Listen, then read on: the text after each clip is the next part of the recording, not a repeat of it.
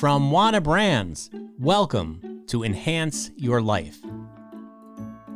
I'm your host, Jonathan Small, and each week I talk to people from all sorts of professions and backgrounds about how cannabis has enhanced their lives and how this healing plant can enrich your life too. Hey everybody, welcome to the Enhance Your Life podcast. My name is Jonathan Small and I am your host, and I am joined by the incomparable Mary Jane Gibson. And Mary Jane is really like an icon in the world of cannabis. She wrote and edited for High Times, the venerable cannabis magazine. For over a decade, she wrote and edited for them. And she was named one of the 15 most powerful women in the weed industry by Complex. She was also featured in Forbes and Green Entrepreneur. She now writes for a number of outlets, including Rolling Stone and Playboy. And she co-hosts her own podcast, a really great listen, called Weed and Grub with Mike Glazer. And they were both just listed as power players in the cannabis industry by Mary Jane Magazine. So I am delighted. We have lots to talk to Mary Jane about. Mary Jane, welcome to the podcast. I'm so glad to be here. It's great to see you. So you have many hyphens in what you do. How do you describe to people when they explain, when they ask, well, what do you do for a living? Oh, I like to say I'm a writer, performer, and podcaster covering cannabis culture and cutting edge trends. I love that. You had it perfect. I didn't talk about the performer part, so tell us a little bit about that. Well, I went to theater school in Montreal and trained as an actor and worked in Canada, and then moved to the US after a few years in Europe and worked in Seattle and then New York as an actor. And in New York was actually where I began my career writing for High Times, because I met a friend at a party and she asked if I would do any copy editing for High Times. And so then that sort of transitioned me from being an actor into the world of weed. And now I'm dovetailing the two by making things with Mike Glazer, like the podcast. And I just was also in a piece with the Montreal Theater Company that was a virtual project that was really neat to work on. So I've definitely moved more into the world of writing, but I still like to keep in touch with my roots as an actor. And when did you first discover cannabis in your life? It seems like you are a lifelong fan. Yes. I grew up in Newfoundland. Oh, wow. And yeah, so Newfoundland was really interesting because it was the hash import capital. That was where all of the hash came into Canada. So I didn't see flower until I, moved to the mainland when I was 16 or 17. But when I was a teenager, all of my friends would, get a gram of hash and we would share it, and was usually smoked in a spliff. Sometimes we would do hot knives. So that was sort of my introduction, was like, smoking hash and listening to amazing music like, Husker Du, or I was really into the whole grunge scene at that time. And then I moved to Montreal and I didn't see much of it when I was at school there. So my next encounter with weed culture was really when I got to Seattle. Mm-hmm. And I became friends with a wonderful group of theater artists and people who went to Burning Man. And that was sort of like the my real introduction to psychedelic culture, which obviously included cannabis as a big part of it. Yeah. And how has cannabis, what has it meant to you in your life? I mean, you've made it so much a part of your professional life as well. So why have you made it not only a part of your personal life and your wellness, but also really your professional aspirations as well? It's given me so much. I mean, the plant has given me a career. It's given me friends. It's given me my podcast. It's unlocked my creativity. It's helped me hear and see things better and differently. And it's helped me heal. Honestly, I've used plant medicine, both cannabis and psilocybin, to work through some trauma and grief after a PTSD diagnosis 15 years ago. It's been immensely helpful in that way as well. So truly, it's touched every aspect of my life. And I'm so glad that my parents named me Mary Jane. Now, I was going to ask, that is your actually God-given name? I mean, you're not God-given name, your family-given name. Maybe God gave it to you. I don't know, but that's cool. Yes. That's amazing. Fortuitous. My dad's aunt was Mary Jane, and she passed just a few months before I was born. And so I inherited the moniker and couldn't be happier about it. It was meant to be. So you mentioned you experienced some trauma and PTSD. Are you able to talk about what happened to you, or even then, even if you can't, if you could just tell us, kind of how cannabis helped you? Sure. Yeah, I was it is hard to talk about. I don't talk about it a whole lot, but I'm happy to talk about it with you. Well, Um, I appreciate that. Thank you. Absolutely.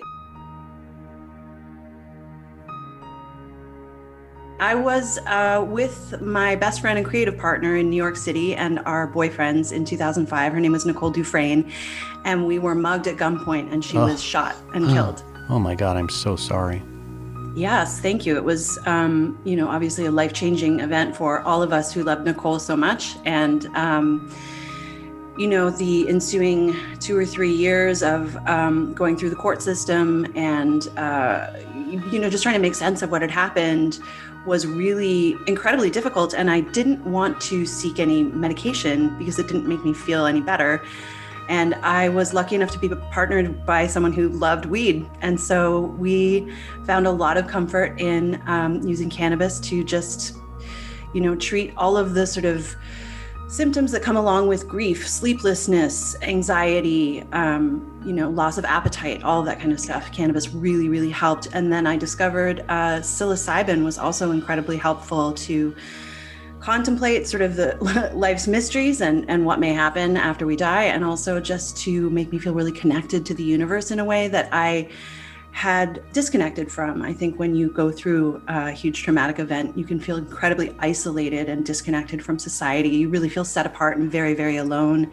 And plant medicine, both cannabis and psilocybin, have helped me feel connected again. Yeah. Well, I'm so happy that you were able to, horrible that happened to you, and grateful that you were able to find some relief from, nobody should have to witness that. And so you said something though in that made me sit back when you said that psilocybin helped you imagine what would happen after you die. I've never heard anybody say that before.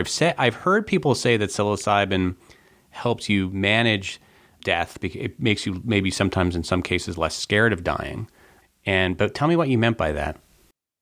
The piece that I just made for this Montreal theater company is about this very subject.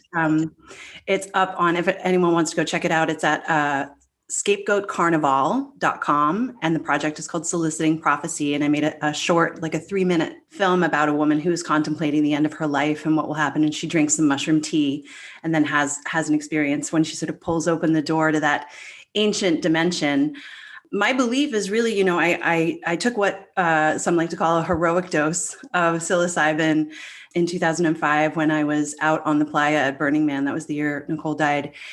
And I had an experience that I think I felt like I peered beyond the veil, and I saw this very sort of frightening, but also comforting at the same time, vast connectedness of, my place in the universe, my tiny place in the universe, and also my very large place at the same time. I don't really know how to describe it, but that time really, really helped me sort of reset and feel like, even though Nicole was no longer here, that I was still able to connect to her. And then I had a similar experience when my father passed in 2016 with psilocybin, where I just felt like, I think the thing that psychedelics can really teach us is that there are things we don't know and can't see, and that they can pull back that veil a little bit for us. And I've really found a lot of comfort in contemplating death of loved ones and even my own through the use of mushrooms. It's been really life-changing. I have to try this. I have to do it. I'm just a little bit scared.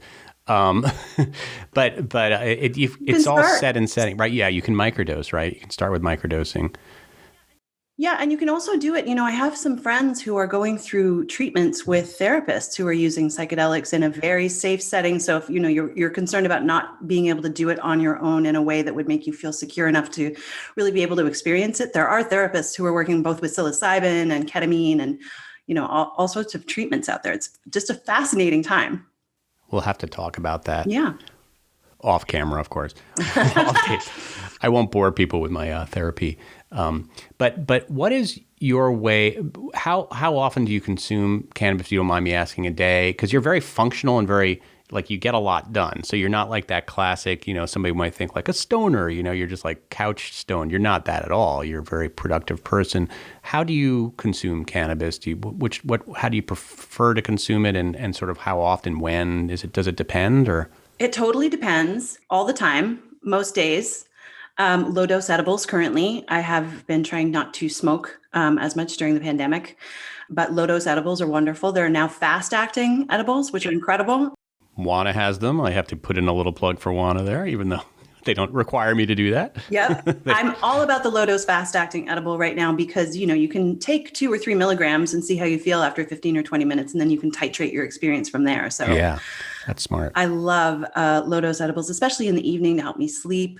I'll occasionally, if I really want to have like a massive unwind, I'll do a dab.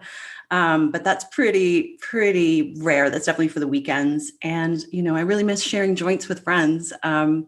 But I definitely have an affinity for outdoor, sun-grown, kind of low THC, high CBD flower. That's kind of my go-to. But you've been sort of staying away from that during the sort of COVID in terms of smoking that. I've definitely been more about the tinctures and edibles and not smoking so much. Sure. I hear you.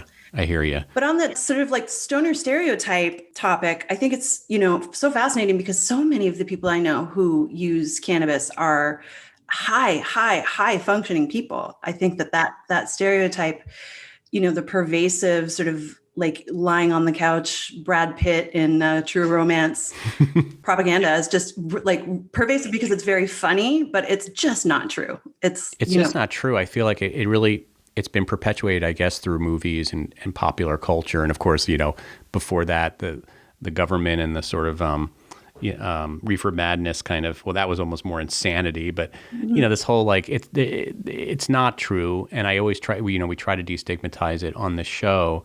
And that's why I want to feature people like you who've really had quite a bit of success. And like you said, you're a regular user of cannabis and very active and productive.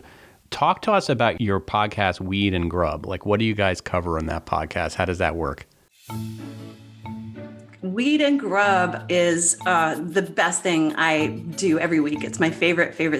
It's Mike Glazer is my creative partner and podcast co-host. He's a comedian we met when I was running around at a Cannabis Cup, and we were introduced because he was making these viral videos with BuzzFeed at the time where he would like get high and then meet a sloth or smoke with, Snoop Dogg. And someone was like, you have to meet this guy. And we met and we hit it off right away. Well, actually, he did a dab and forgot that we'd met. So he came back to reintroduce himself the next day. We made plans to go for lunch in that very sort of LA, like, let's do lunch and see, if there's some synergy. And we just started talking and realized we never wanted to stop. So we both love cannabis and we both love food. He went to culinary school and I worked as a cook on a salmon boat in Alaska. And so we were both like, well, the cornerstones for everything good are cannabis and food. So let's start there and then have conversations with people about literally everything under the sun. And so the Weed and Grub podcast, every week, it's a total mixed bag. Sometimes it's just the two of us having a great time doing comedy bits. And then sometimes we have incredible guests like David Crosby or Trixie Mattel. And, Trixie doesn't even use cannabis. So we've spoken to people who, love weed more than anything and are in the industry. And we've spoken to people who don't necessarily know anything about it, but like our vibe, like Tom Ruger, who created Animaniacs. He was like, I don't know anything about cannabis, but I'm happy to talk to you about my illustrious career as an animator. And we were like, great. It's really just an open forum for cool conversations while destigmatizing cannabis use. Like that's obviously our main goal is to educate and inform while being entertaining. Yeah, it's definitely entertaining. We talked about the misperception of stoners as being like stoners, like hanging out on the couch and being like, everybody's Cheech and Chong who smokes weed. But what are some other misconceptions that you found over the years that you want to clear up? I mean, first, I'd just love to say that anyone who works in cannabis knows that it's like one of the hardest industries to get into and that your work ethic has to be 150% all the time. The hustle is real. The grind is real. You have to have an incredibly thick skin. You have to be willing to be incredibly flexible and, pivot, as they say, constantly and deal with, rapidly. Scale. Yeah, right. Exactly. Scale, pivot, all of that those stuff. Buzzwords. Yeah. So, I just think that anyone who looks at someone in the cannabis industry and thinks like, oh, you've got a cushy job, they're just so completely misinformed. I mean, when I was working at High Times, I remember starting there, and thinking it was going to be really cool. There was actually a college humor video that went around where it was about the High Times editorial meetings. And it was very funny. It was like everyone had a beanbag instead of an office chair. And one guy kept getting fired and then coming in anyway because he'd forgotten. And like, definitely there was some truth to the fact that we had like a pretty relaxed working environment, but we worked so hard. The events that we put on, the magazine that we put out, the digital arm, that we grew while I was there. It was just the work ethic inside the cannabis community, from someone just, selling weed as a dealer in New York on the street to, someone running a huge company. It's incredibly difficult to be successful. So if you see someone who's working in weed, just know that they are smart and they work really hard. or they're not going to make it. They're not going to be working in weed. I mean, that is definitely one common denominator of all the people I've met in the weed industry, is that they always say, this is the hardest industry I've ever been in my life, no matter what industry they're coming from. Yeah. It really is very hard. It's so hard. And we're watching, I think, people like, the founders of MedMen, or I just wrote another piece about this other huge company that massively failed, where these sort of like young, brash, arrogant tech bros, for lack of a better term, who come in and think they're going to change the industry. And then they completely, fail because you can't change an industry that you don't know anything about. You have to know about it, and you have to have a passion for it. Mm-hmm. You're as a successful woman in the industry, I'd love you to talk a little bit about that. There was a lot of optimism early on in the cannabis industry about women and like their outsized role in cannabis, is certainly in the industry side of it, and even on the consumer side of it. Do you think, let's first talk about the business side of it. Do you think that it's starting to become like every other industry where women are kind of second class, not treated equally as men? Or do you think we have an opportunity in the cannabis industry to really level the playing field? I think we're uniquely positioned in every industry to level the playing field, hopefully, as a society, as a country. I think that there's a lot of reckoning happening across the board, and hopefully that will apply to cannabis as well. I definitely, coming up, working at High Times, all of my mentors were women. The publisher of the magazine was a woman, Elise McDonough, who was the edibles editor, who I look to as someone who really taught me a lot. The woman who ran digital, Kelly Barbieri at the time, was, a really instructive person in my life. So I just learned tons from women. And then in LA, the cannabis industry, a lot of the titans here, like Corey Lou Thomas from Honey Pot, or I could go on and name names, but I just look to the women. CEO of Wana is Nancy Whiteman. She's a woman, obviously. Absolutely. Yeah. Yeah. There are. That's why when I look at the space, I'm like, wow, there actually are a lot of women in this industry that I really admire, that are very successful. And yet when you look at the numbers, I guess they don't run the business as much as you would think. It's not true, but I do think that there seems to be hope, some optimism, or. Yeah, I hope so. I think that, there's so much work that has to be done on all fronts, obviously, with social equity and minority-owned businesses being primary. I think that's the first thing we have to address. And then female ownership of cannabis businesses and representation is huge for me. And I do think we have an opportunity to change it right now because, we're still building the table. It's not like we're fighting for a seat at a table that exists. We get to decide what it looks like, and we get to decide, what kind of chair we pull up. Maybe I'll pull up a big throne and just be like, here I am. By the way, I want to learn how to do what you just did with your neck. Oh. Yeah. We'll have to show the video of this.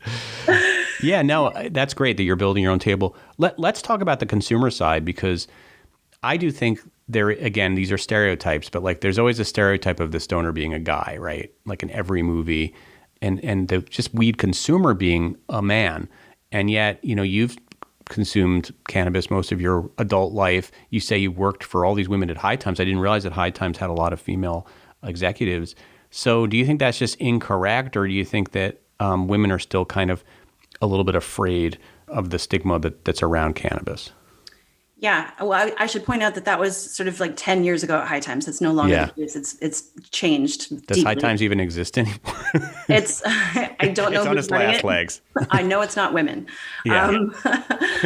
But I think the stoner stereotype, when it's associated with women, is, like people just can't believe that women like to do anything. Like we're not supposed to want to have sex or, get high or do any of the fun things that young men are encouraged to do, to sow their wild oats. And we're told, to keep it demure and keep it nice. And I think that the misconception is that you can't smoke cannabis and be a good, upstanding person who can also do things like parent and pay bills and have a job. And that's so unfortunate. Women really suffered under the war on drugs because they would, fear having their families taken away from them. If you were found to be using weed as a mom, that was scary for a lot of people. So there's a lot of stigma to break surrounding that. And I think it's happening. I mean, obviously we've got people like Martha Stewart entering the space with her cannabis, her CBD line. And, I love Martha for what she does, even though it's infuriating because I don't know if she's giving back to the community at all, or if she's donating profits to repair any of the harms of the war on drugs. But it's great that she's sort of coming forward and saying, I believe this is something that people can benefit from and I can profit from. And that is important, even though, it's infuriating to have someone like John Boehner, who's a Republican who, enforced the harmful policies of the war on drugs, then, sit at the head of a board of, Acreage Holdings. It's rough and it's hypocritical, but it's also important because, you might have someone who is a Republican in Texas who looks at John Boehner and says, wow, well, if he can do it, then it can't be so bad. Right. So I think it is important to still, we should hold them accountable. We should hold them accountable for being, hypocritical and make people like Martha Stewart and John Boehner pay a portion of the proceeds that they're profiting back to the people who are harmed by the war on drugs. But it is important to have those people breaking the stereotypes.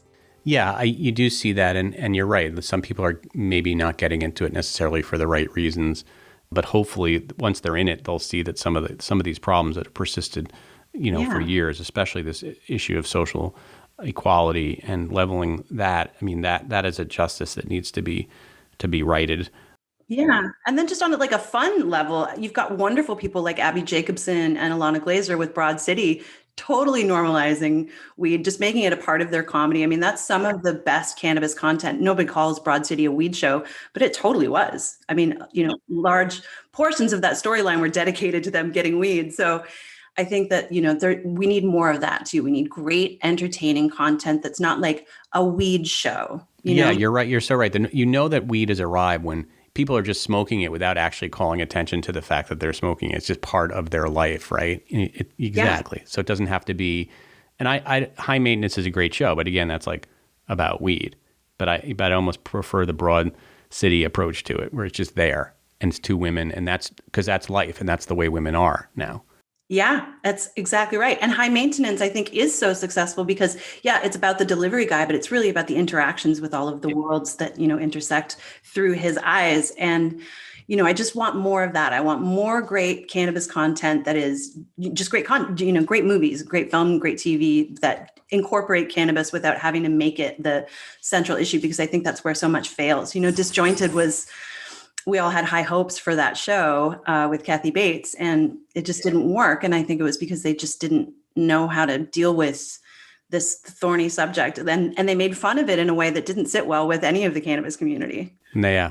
Oh, yeah. And some of the sort of legends, they made fun of some of the legends in the business. Uh-huh. You said High Hopes, and I was like, well, there's a name for a new show. I'm gonna name my show High Hopes, or maybe I won't, because we don't want it to be so focused on cannabis.